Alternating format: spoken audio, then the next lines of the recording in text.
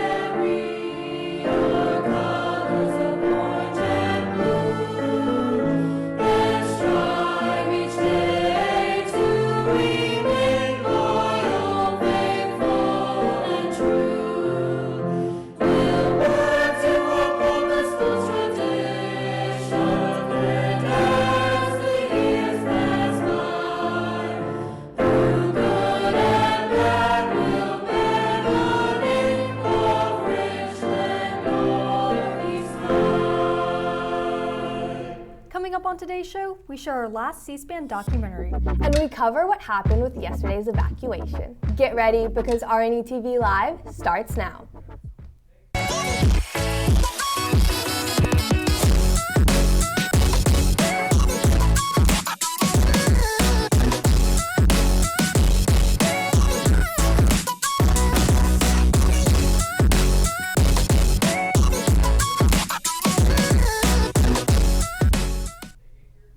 Good morning, Cavs. Today is Thursday, February 2nd, 2023. I'm Lillian Rosovich. And I'm Zoe Beecraft. Today is National Groundhog Day. Let's get right to today's announcements. Yesterday, there was a bomb threat to Richland Northeast. According to a message from the principal, Mark Sims, a call was made from a Google number stating that there was a bomb on the third floor of the building. Though there isn't a third floor, the decision was made to evacuate the school to ensure safety. At around 3 p.m., an announcement was made telling the school to evacuate. By 3:15, the fire department was on the premises. At 3:16, students were told to move further away from the building and were eventually instructed to move to the stadium. Updates on the situation were sent through Parent Square. Students were dismissed by the transportation used to get home, and all after-school activities and events were canceled. Interim Superintendent Nancy Gregory released a statement last night expressing her frustration, the details of Richland 2's investigation, and reassured that safety and security is the district's top priority. Follow RNE Saber on Twitter for more updates. This just in. According to a Richland 2 tweet, Spring Valley High School will be on a delayed start and will transition to asynchronous learning. The Media Center would like to help you boost your vocabulary power by sharing an ACT vocabulary word of the day. Today's word of the day is devoid, which means entirely lacking or to strip of some quality or substance. For example, the room was painted completely white and devoid of any color. Need a date for Valentine's Day? Stop by the Media Center between now and Friday, February 17th to find your perfect literary match. Check out our blind date with a book display, read your selection, and rate your date. Don't delay, do it today, and see if you can make that love connection. Attention work-based learning students, it is now time to turn in your January work hours to Mr. Sumter. Please make contact with your supervisor about your January evaluation. Are you enrolled in a 2-year college, 4-year college, technical college, or trade school? Are you enlisted in any branch of the military? Are you currently employed? If so, the school counseling department wants to celebrate you. All you have to do is email a picture of yourself with your college acceptance letters, with your military recruiter, or at work in your uniform, and we will celebrate you on our social media platforms. Please email your pictures to ysmith@richland2.org by Monday, February 6th. Our last home basketball games of the season is Tuesday, which is coming home and senior night. Come out and celebrate our seniors and our Coming Home contestants. Please make sure you cast your vote for Coming Home King and Queen. Check the email sent by Mrs. Cherry.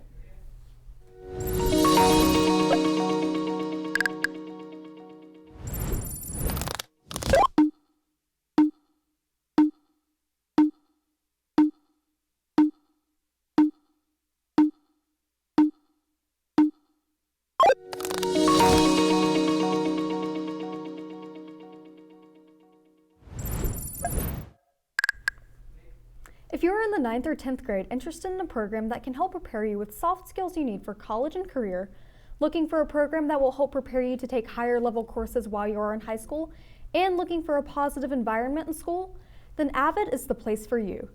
Applications for the 2023 through 2024 school year are now open until March 4th, 2023.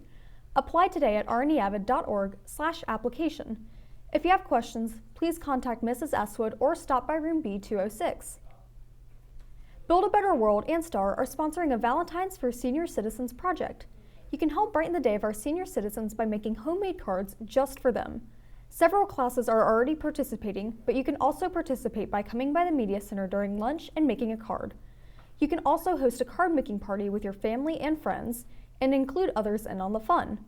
All cards must be turned in to Mrs. Brown in the Media Center as soon as possible, but no later than February 8th.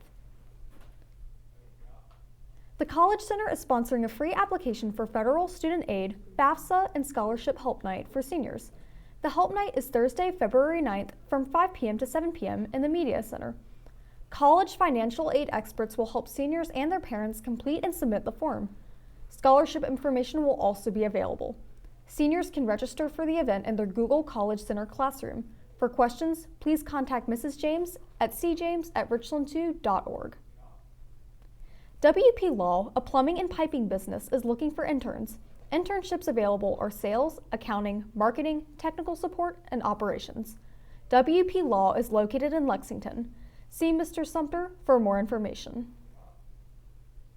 Every year, RNE-TV completes documentaries for the C-SPAN Student Cam Documentary Contest. Over the next 2 weeks, we will show you our documentaries. Students were asked to produce a 6-minute documentary using C-SPAN footage addressing a theme. This year's theme was, if you were a newly elected member of Congress, what issues would be your first priority and why? Today's documentary is our last documentary, and it was produced by RNE-TV Live News Director Sam Weiss, and it addresses the topic of marijuana drug classification. Bro.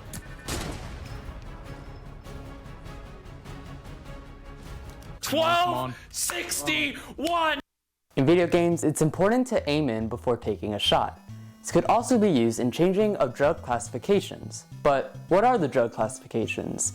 And what is marijuana's drug classification? Classifications are based on, there's several things that federal law looks at. Is there a medically recognized application for the drug? Is it addictive? You know, these are two primary things that they look at. A Schedule I drug is identified as a drug that has a high potential for abuse and is highly addictive. In this particular case, marijuana is a Schedule I drug under the federal regulations. It is deemed to have no possible medical benefit, is the way that they term it. What it really, I think some of the bigger factors of what it means is it makes it extremely difficult to try to use it for any kind of studies. Because it's a Schedule I, there's more challenges for groups to try to get funding for research. A Schedule II substance, on the other hand, is a substance that is highly addictive and has a high potential for abuse, but is medically recognized. Opioids are Schedule II, which means there's a medically recognized application for them, but they're also incredibly highly addictive. So that is why they've been bumped from a Schedule I down to a Schedule II narcotic. Now let's aim in on what the federal government can do to change this classification. First, it would take some true, hard research. We know some things that can help for because they've extracted those pieces of it and done studies.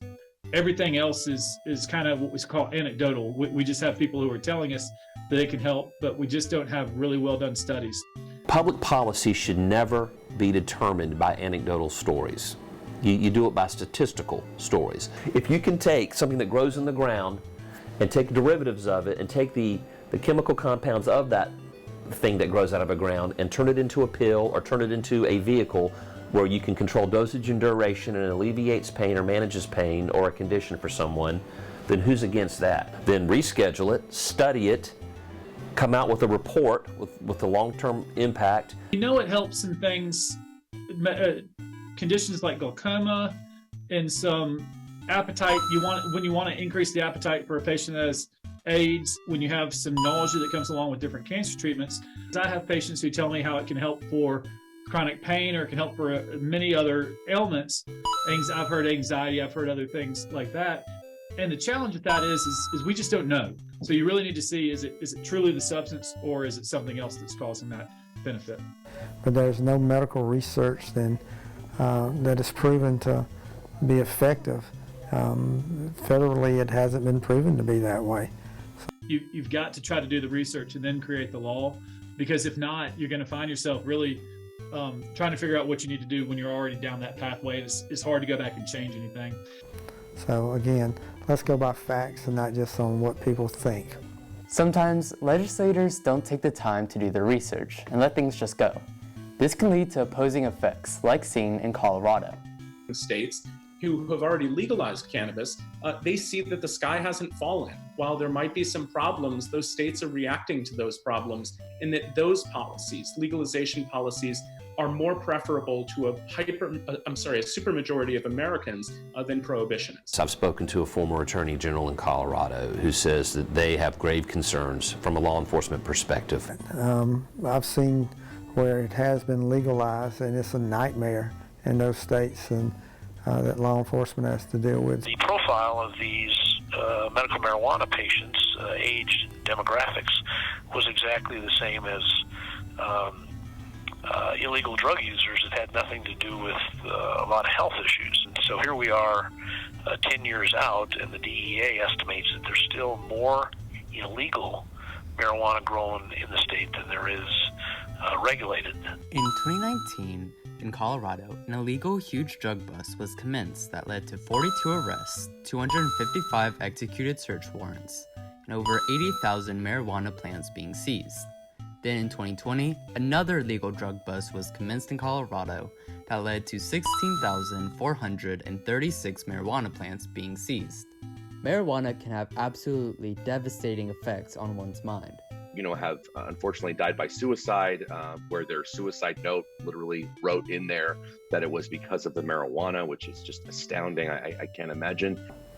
I've seen people die, and people don't realize that people can die from that. And I've seen them shot over drug deals. I still can see people shot over marijuana drug deals. I've seen the people get addicted to marijuana, but I've also seen people start with marijuana and then progress on up to other drugs.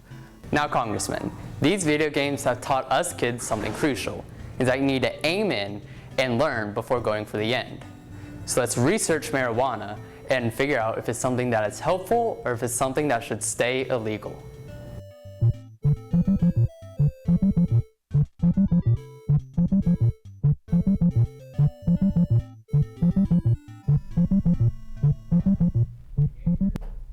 Well, that wraps up today's show. Reporting for RNE-TV Live, I'm Lillian Rossowitz. And I'm Zoe Beecraft. Remember, it's a great day to be a Cavalier.